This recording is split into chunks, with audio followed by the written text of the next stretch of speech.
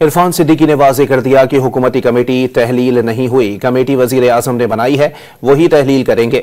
Speaker नहीं, अगर PTI मुज़ाकरात में आती तो खुश नहीं तो कम अज़ कम मुतमईन जरूर होकर जाती।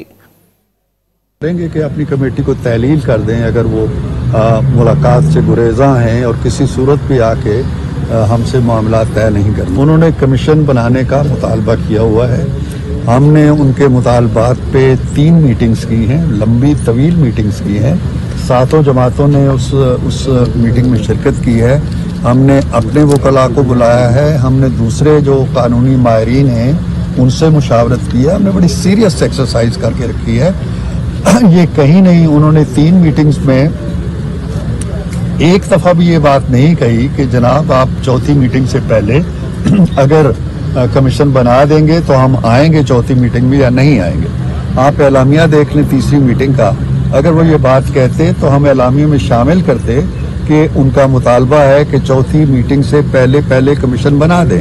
ये कोई मुतालबा नहीं हुआ, ना ही हमारे एलामिया में लिखा गया। तय था कि जो भी होना है कमीशन बनना है नहीं बनना है, इसका जवाब हम 28 तारीख को देंगे जब 7 वर्किंग डेज पूरे होंगे। ये बाहर जाके उनके बाहर के लीडरों ने ये बात कही जी कि कमीशन पहले बने उसके बाद मुतालबात शुरू हों, तो ये तो घोड़े के आगे गाड़ी जोतने वाली बात है।